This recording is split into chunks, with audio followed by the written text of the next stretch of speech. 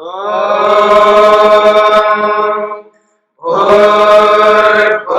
स्वः तत्सवितुर्वरेण्यं भर्गो देवस्य धीमहि धियो यो नः प्रचोदयात्।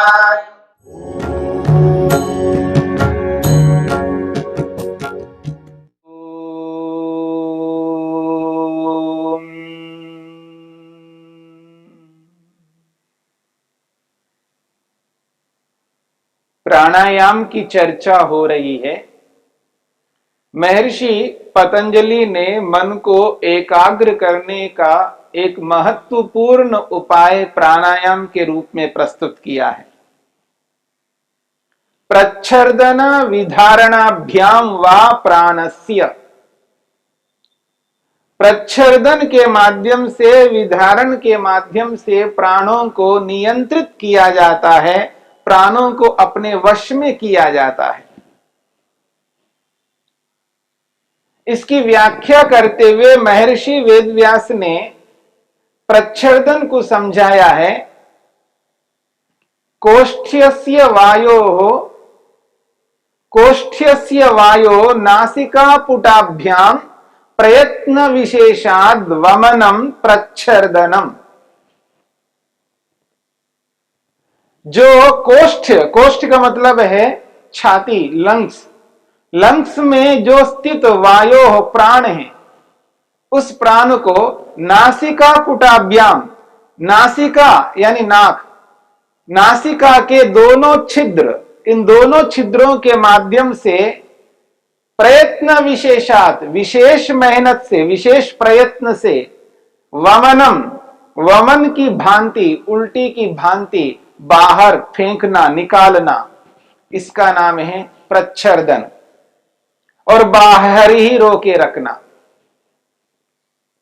और जब ऐसा करके प्राणों को बाहर निकाला जाता है, तब अधिक से अधिक प्राण बाहर निकलते हैं।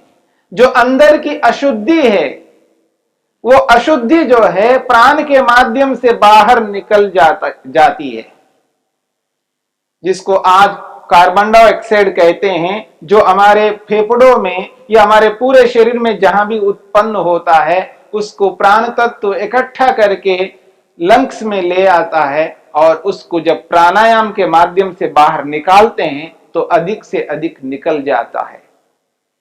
यदि प्राणायाम नहीं करते हैं तो भी निकलता है, क्योंकि सामान्य श्वास प्रश्वास गति के माध्यम से निकल ही रहा है, लेकिन पूरा का पूरा नहीं निकल पाता है। उसके लिए प्राणायाम एक बहुत विशेष उपाय है।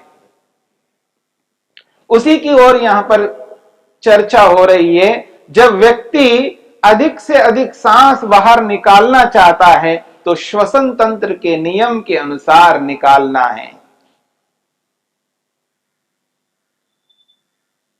तो जब सांस बाहर निकालना है तो पेट को थोड़ा सा अंदर की ओर ले जाना है, छाती को ढीला छोड़ना है, और वमन की भांति, उल्टी की भांति एक साथ एक बार पूरा का पूरा बाहर निकालना है, और बिना झटके के निकालना है। एकदम बाहर निकालना है विशेष प्रयत्न करके।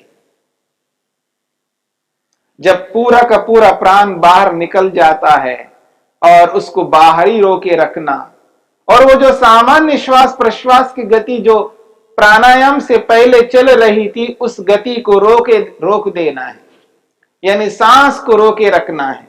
जब व्यक्ति सांस रोके रखता है, उस स्थिति में जो शरीर के तंत्र है वो स्तब्ध सा हो जाते हैं, रुक गए हों ऐसा हो जाता है, तिल मिलाते हैं, क्योंकि उनको प्राण नहीं मिल रहा होता है। जब उनको प्राण तत्व नहीं मिल रहा होता है तो उनके कार्य में बाधा आ रही होती है, तो एकदम रुक जाते हैं, इंद्रियां रुक जाती हैं, और मन इधर उधर दौड़ लगा रहा था वो भी दौड़ लगाना बंद करेगा, मन भी रुक जाएगा। मन आत्मा के वश में आ जाता है, मन नियंत्रित हो जाता है। इधर उधर दौड़ नहीं लगाता, किसी भी विषय में मन नहीं भागता, विषय भोगों से हट करके आ जाता है।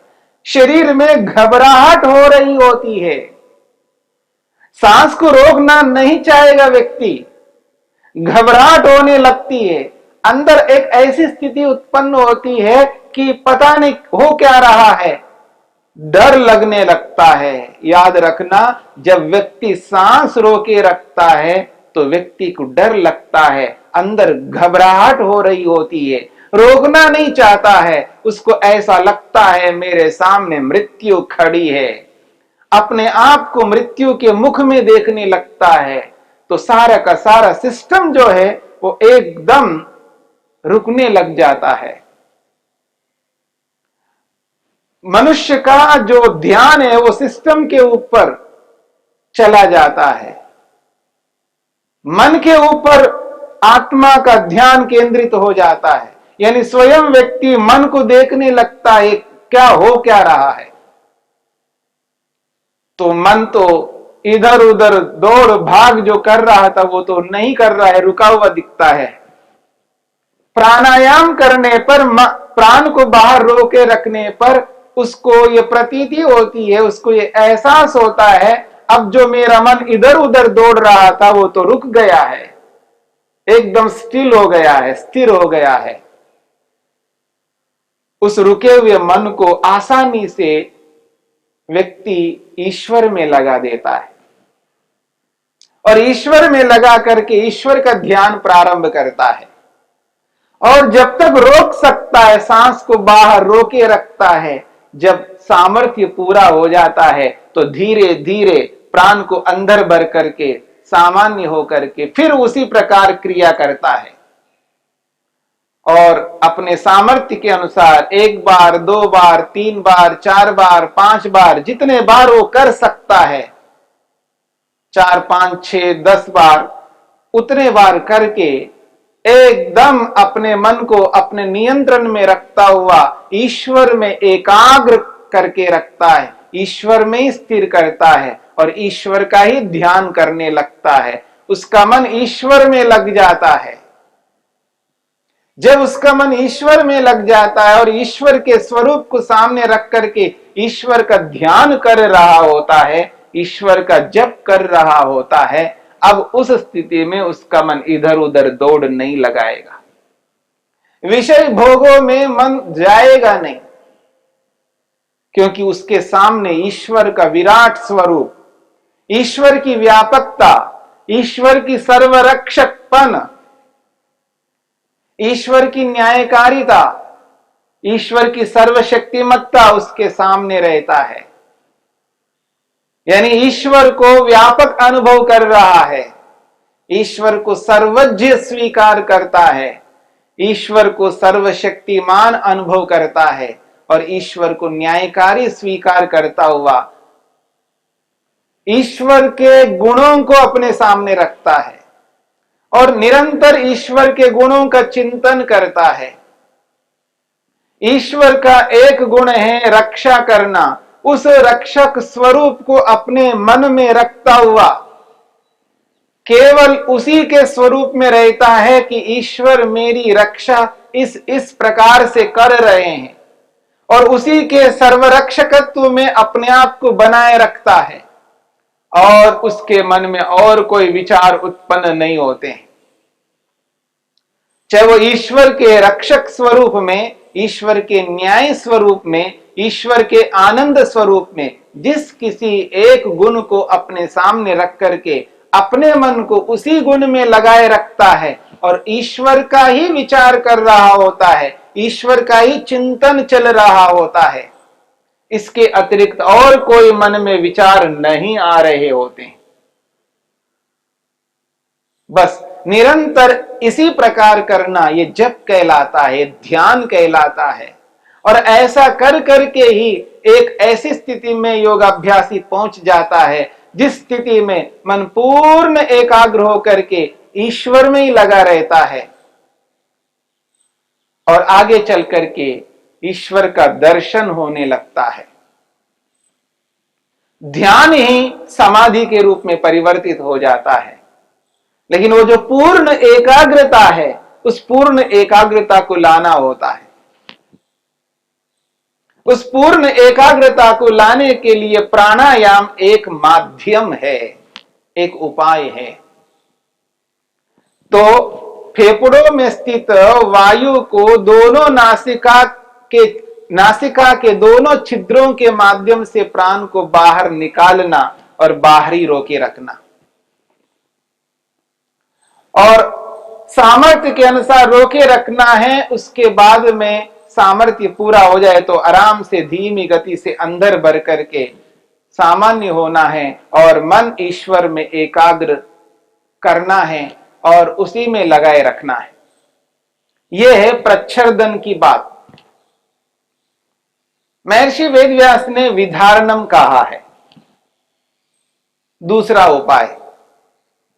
जो प्रच्छर्दन की परिभाषा है, उस परिभाषा को उल्टा करने से विधारणम की परिभाषा बन जाती है।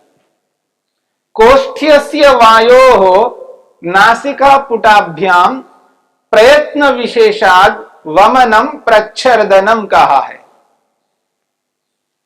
अब इसका उल्टा करेंगे तो बहिर्स्थितस्य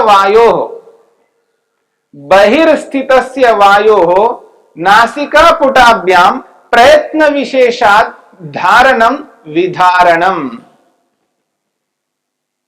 बहिर्स्थितस्य वायो, जो बाहर प्राण है, बाहर स्थित प्राण को नासिका पुटाभ्याम, नासिका के दोनों छिद्रों के माध्यम से विशेष प्रयत्न करते हुए धारणम, अंदर लेना है,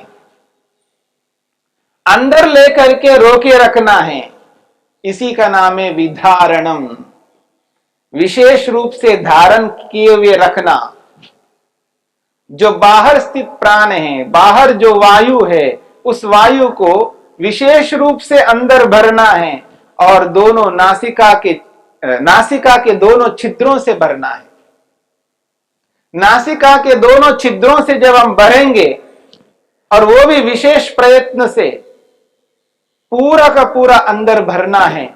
जब अंदर भरेंगे तो अंदर रोके रखना है, और जैसे अंदर सांस रोके रखेंगे तो इंद्रियां रुक जाएंगी, शरीर स्तब्ध सा हो जाएगा, रुक गया हो ऐसा हो जाएगा, घबराहट होने लगेगी, क्योंकि सांस रोके रखा है। सांस जब तक बाहर नहीं निकालेंगे तब तक सामान्य स्थिति नहीं होगी। तो उस स्थिति में घबराहट होने लगेगी।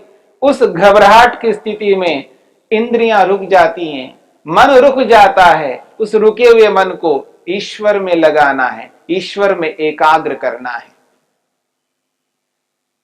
यह है विधारण। बाहर स्थित वायु को नासिका के दोनों छिद्रों के माध्यम से हम प्राणों को विशेष प्रयत्न से अंदर भर लेते हैं और अंदर ही रोके रखते हैं। और अंदर रोके रखने पर शरीर की जो स्थिति है वो असामान्य हो जाती है। उस असामान्य स्थिति में इंद्रियां रुक जाती हैं, घबराहट होने लगता है व्यक्ति को। जब घबराहट होने लगता है तो व्यक्ति अपने मन को देखता है तो मन रुका हुआ दिखता है, और उस रुके हुए मन को ईश्वर में एकाग्र कर लेता है। यदि घबराहट की स्थिति ना हो तो व्यक्ति को एहसास नहीं हो पाता है। इसलिए प्राणों को अंदर रोके रखना है, और जब तक रोक सकते तब तक रोके रखेंगे। तो अब प्राण बाहर नहीं निकल पा रहे हैं तो सामान्य स्थिति नहीं है, असामान्य स्थिति हो जाती है। तो उस स्थिति में घबराहट होने लगती है व्यक्ति को। उस घबराहट में मन दिखाई देने लगता है उसको, यानी मन रुका हुआ दिखता है। मन जो इधर उधर दौड़ लग रहा है तो उसको परेशानी हो रही है, क्योंकि सामान्य स्थिति नहीं है। असामान्य स्थिति में ही व्यक्ति सावधान होता है। उस असावधानी से मन को देखता है तो मन इधर उधर दौड़ नहीं लगा रहा है, अब वो रुका हुआ है। उस रुके हुए मन को ईश्वर में लगा लेता है। यह है विधारण, यानी सांस को अंदर रोके रखना। इन दोनों प्रक्रियाओं के माध्यम से मन को नियंत्रण में लिया जाता है। इसलिए महर्षि वेदव्यास लिखते हैं, ताभ्याम वा मनसः स्थितिं संपादयेत्, ताभ्याम वा मनसा स्थितिं संपादयेत्। ताभ्याम काभ्याम? प्रच्छर्दन विधारणाभ्याम।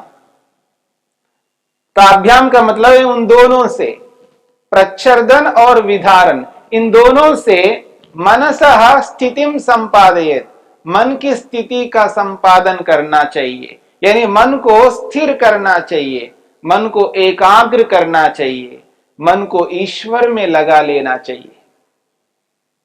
जब व्यक्ति अपने मन को ईश्वर में लगाता है, तो जब ईश्वर में लगाता है तो ईश्वर का स्वरूप का चिंतन करता है,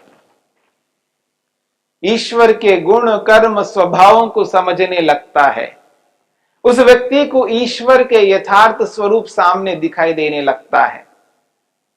शब्द प्रमाण के माध्यम से, अनुमान प्रमाण के माध्यम से ईश्वर के उस निराकार स्वरूप को, उस सर्वव्यापक स्वरूप को, उस सर्वज्ञ स्वरूप को, उस सर्वशक्तिमान स्वरूप को, उस न्यायकारी स्वरूप को यथार्थ रूप में समझने लगता है कि ईश्वर का ये जो स्वरूप है, व्यापक स्वरूप, किस प्रकार है, कैसे ईश्वर सर्वत्र विद्यमान है, कितनी ईश्वर के पास शक्ति है, कितना ज्ञान विज्ञान है, कितना आनंद है, उसको ईश्वर का स्वरूप पता लगने लगता है, एहसास होने लगता है, क्योंकि एकाग्र है।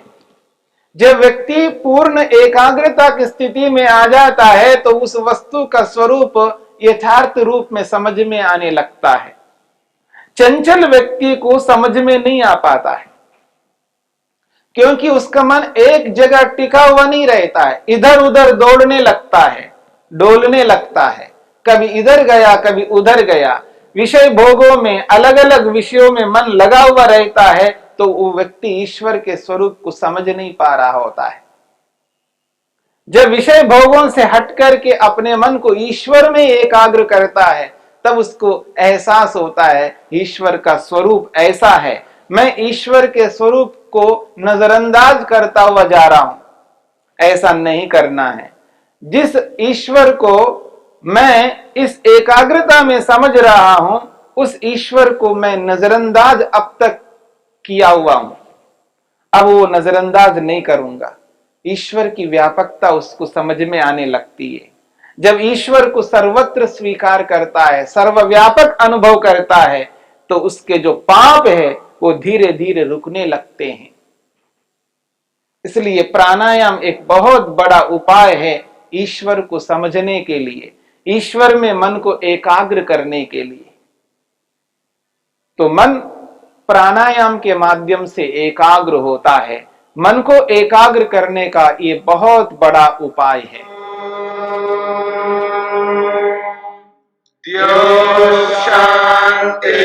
शांतिरंतरिक्षं शांति पृथिवी शांतिरापः शांतिरोषधयः शांतिः वनस्पतयः शांतिर्विश्वे देवाः शांतिर्ब्रह्म शांति सर्वं शांति शांतिरेव शांति क्षमा शांतिरेधि। ओम शांति शांति शांति।